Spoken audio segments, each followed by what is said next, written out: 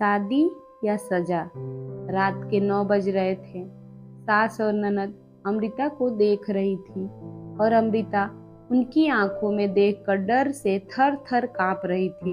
उसकी सास चिल्लाकर बोली, तुम्हारी हिम्मत कैसे हुई मेरे ही घर में ऐसे कुछ करने की? 4 दिन भी नहीं हुए मेरे घर में आकर तुम्हें, और खुद को मालकिन समझने लगी क्या? आने दो मेरे बेटे को। तुम्हारे हाथ पैर तोड़ने के लिए नहीं कहा तो मेरा नाम भी सुनैना नहीं। आज क्या हुआ क्या पता। सास जितनी निर्दयी थी उतना ही निर्दयी अपने बेटे को भी कर दिया था। हर एक नई दुल्हन अपने पति के घर आने के लिए राह देखती है, पर अमृता वह तो उसके पति का राह कभी नहीं देखती थी, क्योंकि वह अपने पति से बहुत डरती थी। मन ही मन में भगवान का जाप जप रही थी कि उसका पति आज घर पर आए ही न। पर जब तक उसका पति घर पर न आए तब तक उसे उसके सास खाना खाने नहीं देगी। इतनी निर्दयी उसकी सास ने रसोई घर को ताला लगा रखा था। ऐसा क्या हुआ था कि सुनैना अमृता को ऐसे प्रकार का दुख दे रही थी?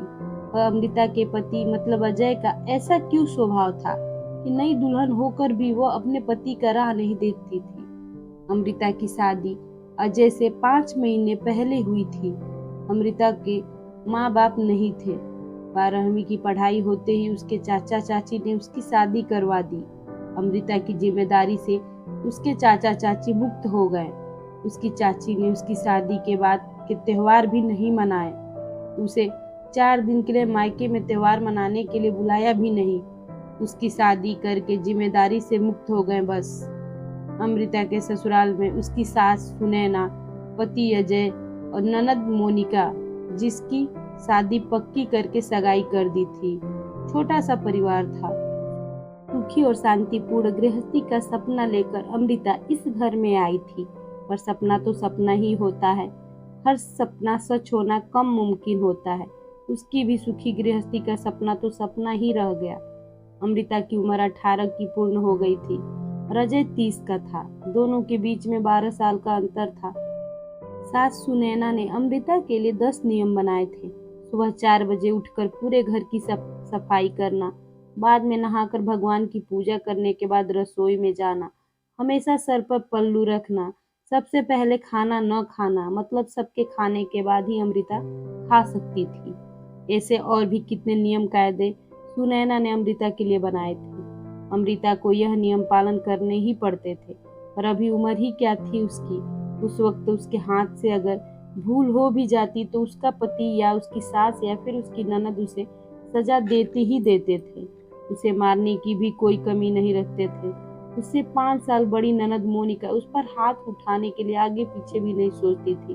शादी के 10-12 दिन हुए थे।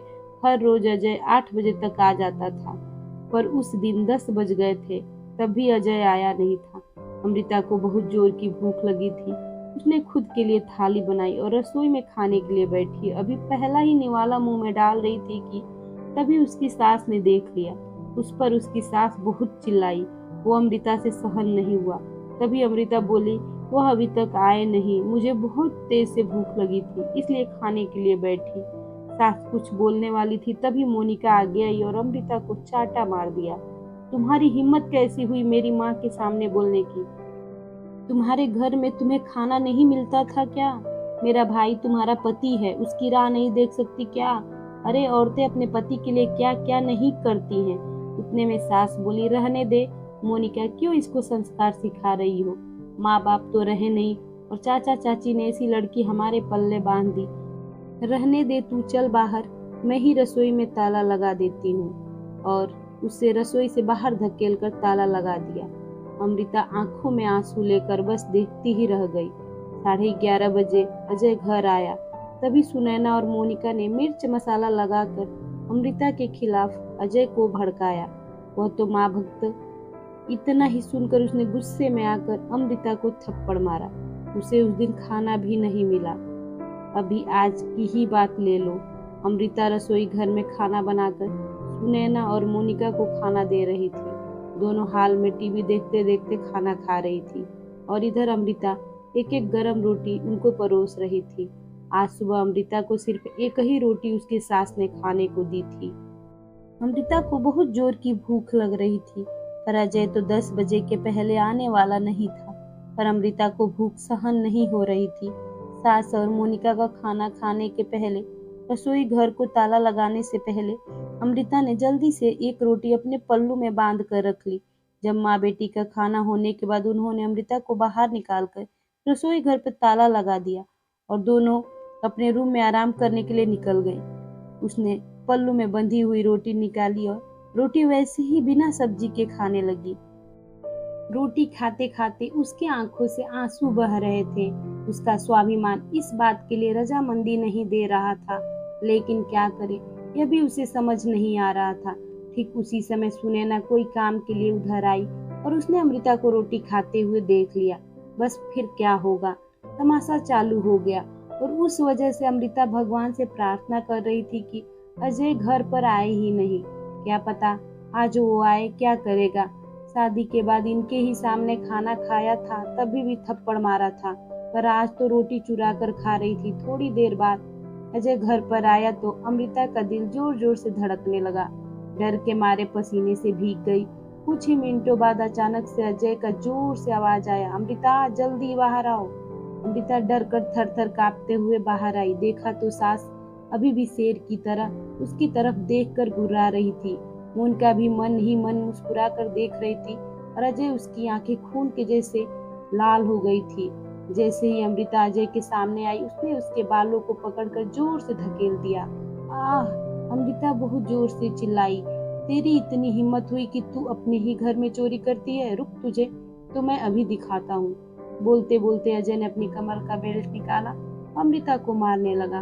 अमृता जोर जोर से रोते हुए, दर्द से चिल्लाते हुए उसकी माफी मांग रही थी, पर उसके पति को और घर में रहने वाले 2 औरतों को उसकी दया नहीं आई। अमृता को सहन नहीं हो रहा था। तभी उसने अजय को धक्का दिया और घर के बाहर भागने लगी। तभी, अरे पकड़ो उसे, बाहर कहाँ चली? सुनैना अजय को बोली। तभी अजय बोला, जाने दो माँ, भाग भाग कर कहाँ जाएगी, कहाँ उसे पालने के लिए उसके मायके वाले हैं जो उसे संभाल लेंगे। आएगी वापस घूम के यहीं, पर जाने दो उसे, पहले मुझे खाना परोसो, मुझे बहुत भूख लगी है। अजय का बोलना सुनकर सुनैना ने अजय को खाना दिया और अजय भी सभी खाने के लिए बैठे, पर अमृता को याद किसी की भी नहीं आई। बाद में थोड़ी देर बाद अमृता घर में आई। उसे देखकर तीनों राक्षस जैसे हंसते हंसते उसके सामने खड़े हुए। आ गई क्या वापस महारानी? क्या हुआ, मायके वालों ने घर में नहीं लिया? सुनैना ने उसे टोंट मारा। तभी अजय उसे बोला, जब तक तू मेरे पैरों में गिर कर नाक नहीं रगड़ती तब तक तुम्हें घर के अंदर आने नहीं दूंगा। मुझे धक्का देकर चली गई थी ना? हाँ भैया, इतना जल्दी माफ मत करना। अब अगर इसे माफ किया ना तो कल यह सिर पर चढ़कर नाचने लगेगी। ऐसी लड़की का क्या भरोसा? अरे भरोसा तो अभी हमें तुम पर भी नहीं रहा। जो अपनी भाभी का सम्मान नहीं कर सकती, वह लड़की हमारे घर का क्या मान बढ़ाएगी? अचानक अमृता की पीठ के पीछे से मोनिका के होने वाले ससुर की आवाज आई और वह अंदर आए। उन्हें देखते ही तीनों के चेहरे का रंग ही उड़ गया। अरे समधी जी, आप कब आए? सुनैना साड़ी ठीक करके माथे पर पल्लू लेकर बोलने लगी। उसी वक्त आया जिस वक्त आपकी बहू रास्ते से डर कर इधर से उधर भाग रही थी। अच्छा हुआ अभी से ही तुम्हारा असली चेहरा हमें दिख गया। मैं आया नहीं होता तो हमारे घर की बर्बादी हो गई होती, अगर ऐसी बहू हमारे घर आई होती तो। मोनिका के होने वाले ससुर उसकी तरफ हाथ दिखाकर बोले। नहीं नहीं, आपको कोई गलत फहमी हो गई है पापा, आप अंदर तो आइए, मैं आपको सब समझाती हूँ। मोनिका ऐसा बोली तो उसके ससुर बोले, कौन से पापा, किसके पापा? माफ करो, हमें अब आपके साथ कोई भी रिश्ता नहीं करना, और जो आपको समझना है ना वो बाहर खड़े पुलिस को बताना। अचानक पीठ के पीछे से पुलिस अंदर आई। पुलिस को देखकर उन तीनों की बोलती ही बंद हो गई। क्या बोले कुछ समझ नहीं आ रहा था।